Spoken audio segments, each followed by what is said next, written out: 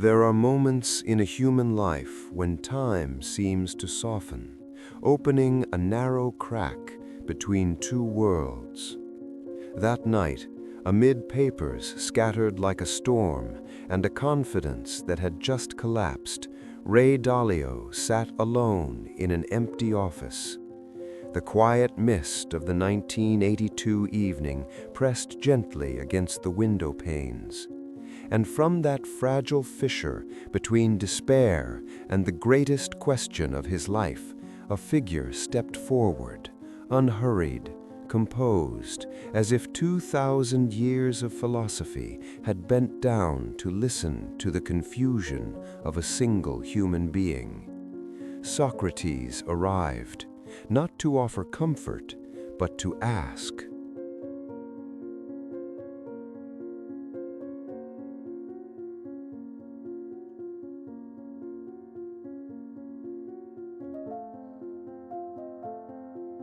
(1982). The U.S. economy was rebounding powerfully from recession. The stock market surged beyond all expectations. Yet, in a corner of an office so empty it felt cold to the bone at Bridgewater Associates, then sustained by only a handful of employees, Ray Dalio sat in stunned silence.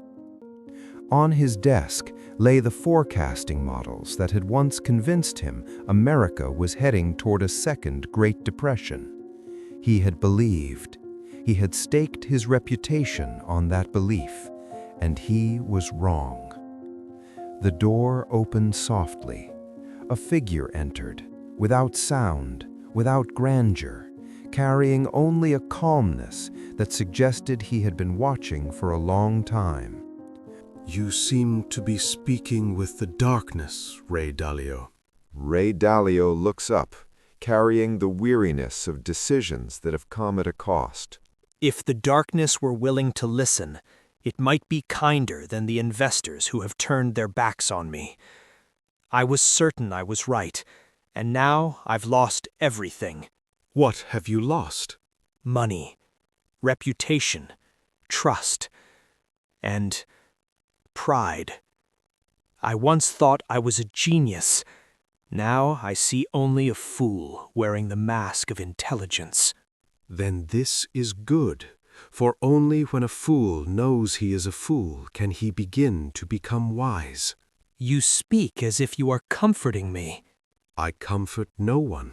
I merely point to the truth. Error is not the enemy, it is the mirror. And when you have the courage to look into it, you will see your own evolution. But I did everything logically.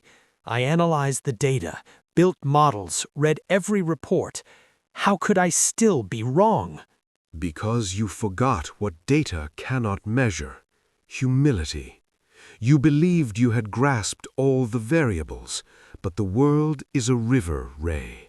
Measure it in the morning, and by afternoon its course has changed.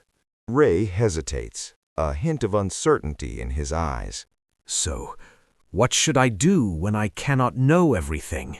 Begin by accepting that you do not know. Only then can you build a system that does not depend on your personal intelligence, but on truth that can be tested. Truth? Tested by whom? By those who are not you.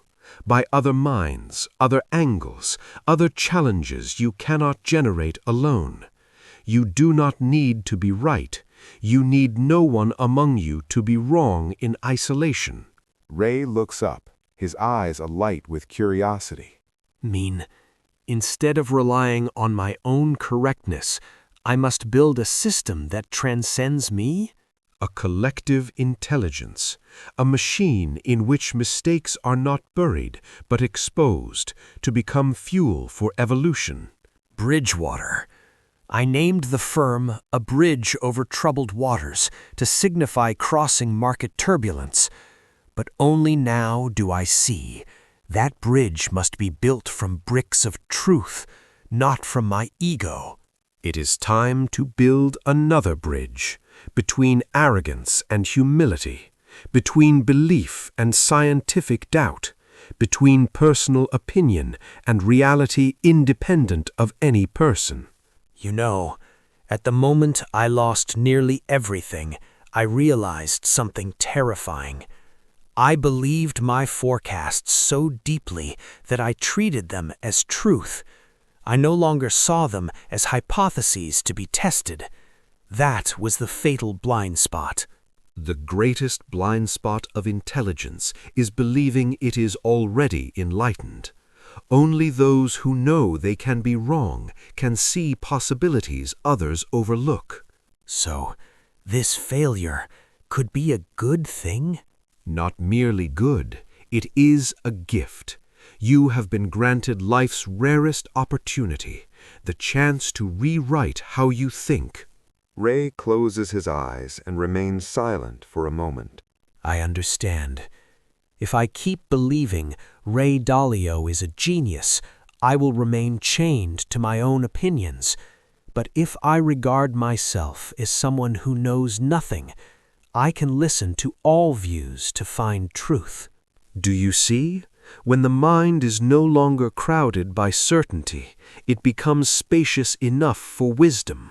I want to build a company where anyone can question me, where truth stands above authority, where people argue fiercely, but not to win, only to discover what is real.